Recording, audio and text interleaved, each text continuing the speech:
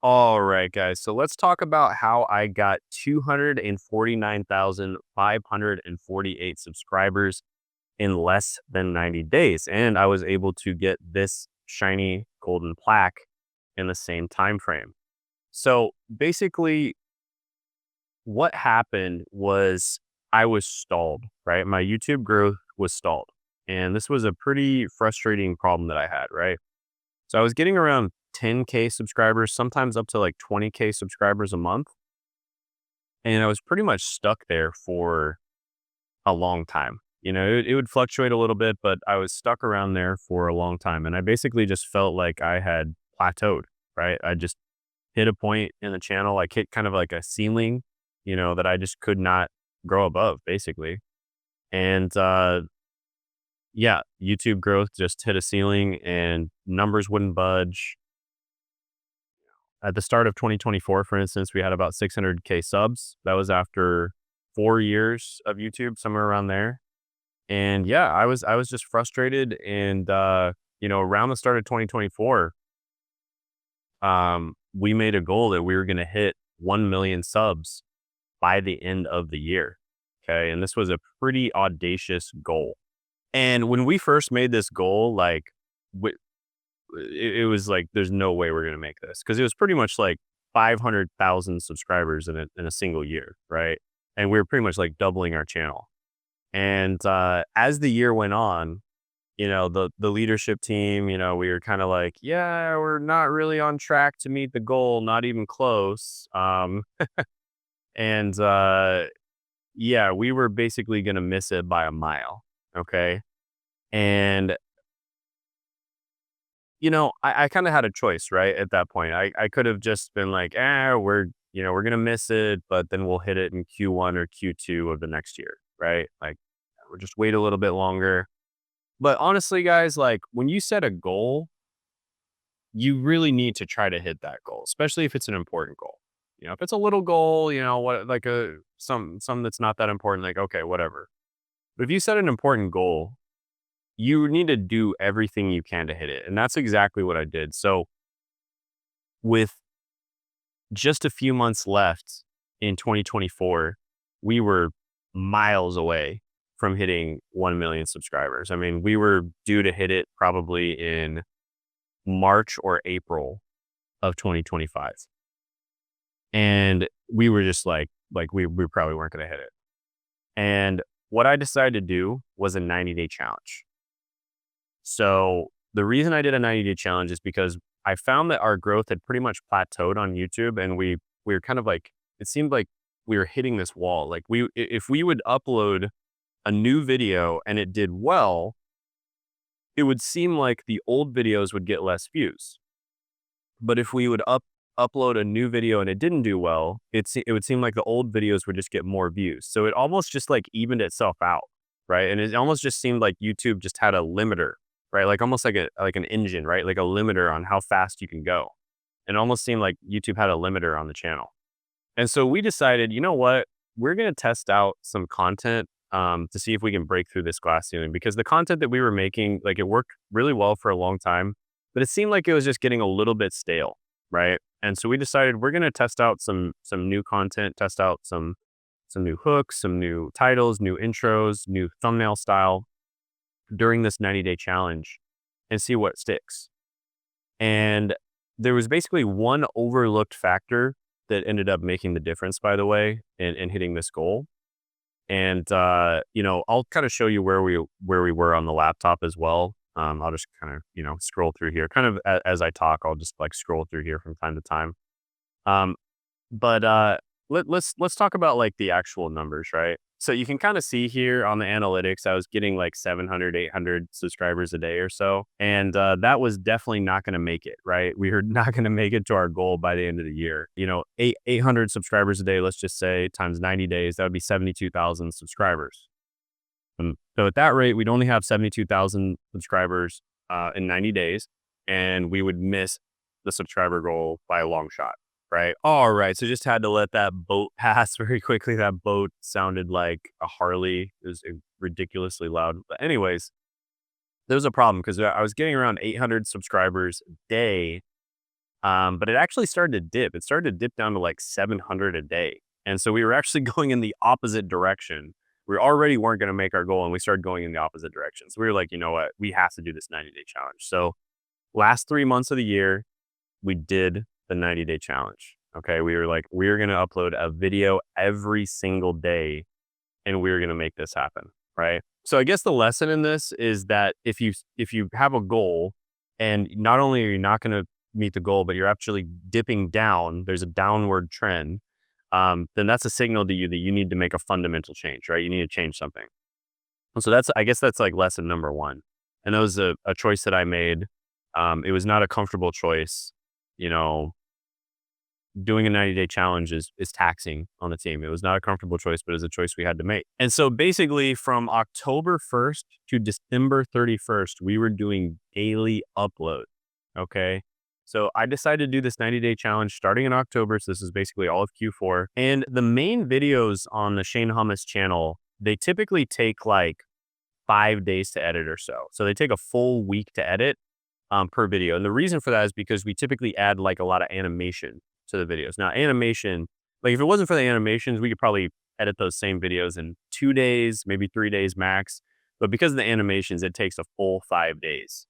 And so we decided to drop the complex editing, maybe just a tiny little bit of animations kind of at the beginning, but we decided to kind of drop the complex editing. So you can kind of see like the, fancy editing setup versus the animation setup.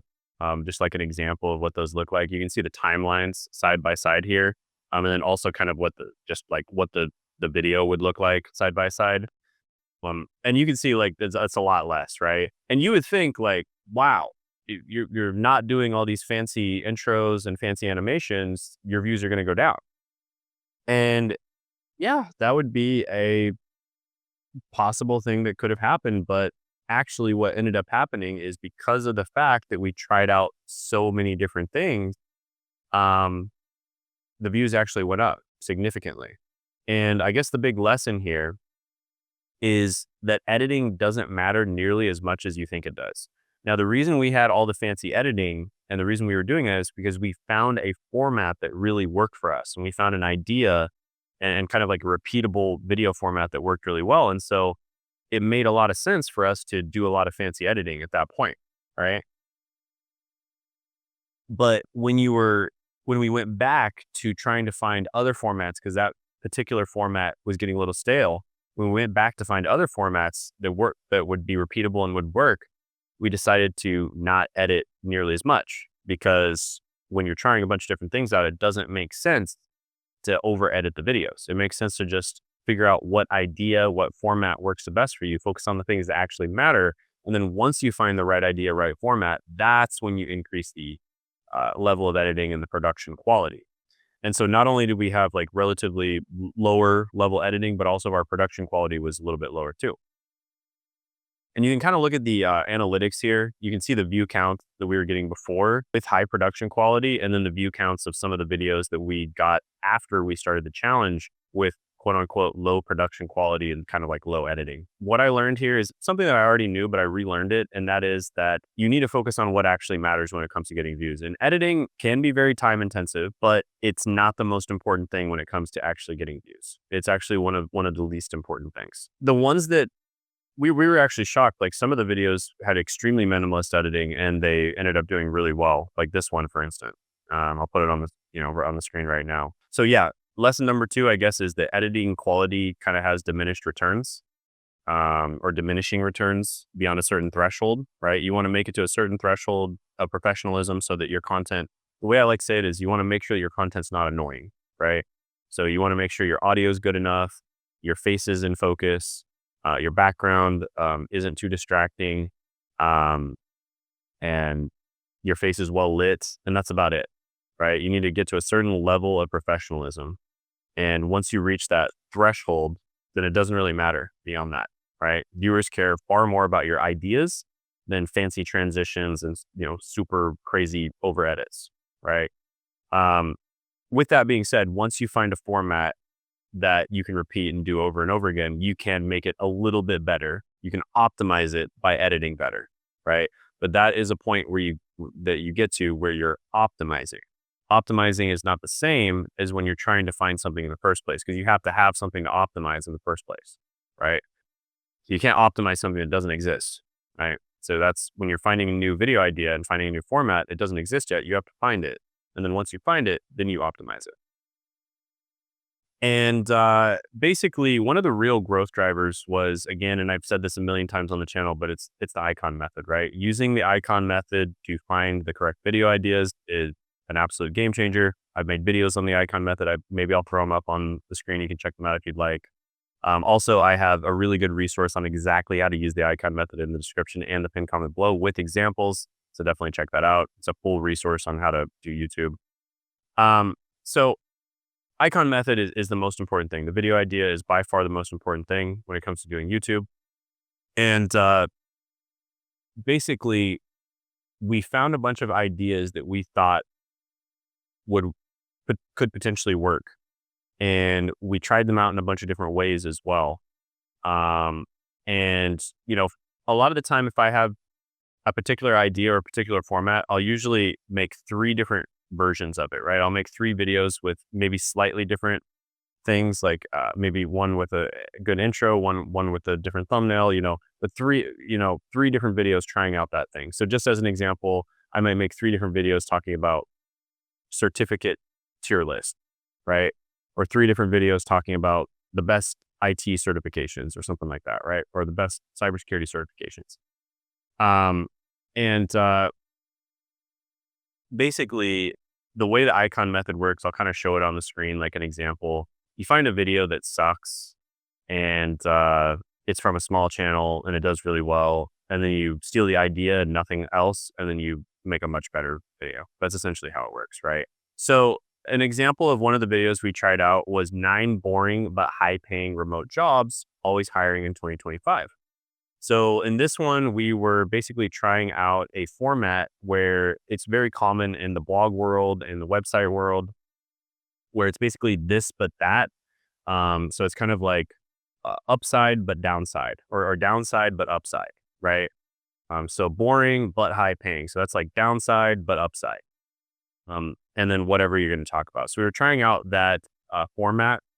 This is very, very popular in the blog world. It works in a lot of other niches as well, especially listicle style niches. So we were trying out that format because we thought that, or that title format, I should say, because we thought that it might work. And we tried out a bunch of other stuff. And that video absolutely took off. I mean, it just absolutely crushed it. And we were able to find the right idea. We were able to figure out a video, and it's one of the most highly viewed videos on the channel within just a few months. Right. And that video really made the channel take off. And that leads to the next point, which is once you find the format that works, you drop everything and you double and triple down on that format. Once you find the format, the title, whatever it is you're testing out that actually works, you first identify why it works. Right. And this is what we did. We're like really trying to think like, what was it about this video that worked? And it was like relatively easy in this case. It's not always so easy, but we looked at it and it's like, okay, it's got to be the title, right? That's the thing that really made this video take off, because nothing else about it was that much different or that special compared to the other stuff that we do. So it's got to be the title. And that was the thing that we thought, probably was the thing that took off. And so we identified that. We had a hypothesis, right? This is why the video took off, is because of the title. And we made similar videos with similar titles. In the title format of desire, but caveat, right? Formula. Or caveat, but desire, right? Boring, but desirable, that type of thing. And so, in this case, like people want high paying remote jobs. That's the desire. But they're willing to accept that they might be boring jobs. That's the caveat, right? And this is just a little bit, I think this type of title works really well in niches where people are just over-promising things. Like if everyone in the niche is just over-promising things, if you just come in and you're just like, yeah, you can get a high-paying job, but it's probably going to be boring, people will just trust you more, right? So if you're in a low-trust niche, this title format can work really well for you. And this is something that we help our clients dial in. We help them do all kinds of different formats like this. And we did one with the right idea. And then what did we do? we decided to replicate the success, right? So we tried to identify what it was about that video that made it take off. And in this case, it was pretty easy to identify. It's not always like that, but in this case, it was quite easy to identify. And then we just replicated that. And so we made a bunch of other videos that had that desire, but caveat title format title. And we posted them. And what do you know? They just started taking off like crazy. And see, this is the difference between channels that grow like crazy and channels that don't. Because, even when I started making content, there was a bunch of other people making content on the relatively same topics that I was talking about. And once in a while, you know, even if you're not that skilled, if you upload, once in a while, you're going to get a video that takes off. The difference between the people that are very successful on YouTube and the ones that aren't is that when a video takes off, the ones that are very successful recognize that and they drop everything and they start making more videos that are like that video. This is the difference between hitting 1 million subscribers in a certain time span and only hitting like 100 or 200K subscribers. That's the difference, is literally just that one thing. And that is exactly what I did. So we started making these videos like crazy, and you can see the analytics graph right here, right? Daily subscriber count jumped from 800 to significantly higher. I think there were days we had 3,000 subscribers, 4,000 subscribers plus. And it was absolutely incredible, right? I mean, I was just ecstatic. I was just absolutely ecstatic about this. And yeah, let me just show you the final tally here on the YouTube studio. 249,548 subs in 90 days, right? That was kind of the final tally here. This continued on into Q1 because after the 90-day challenge, we started doubling down on this title and format style, and it continued on into Q1.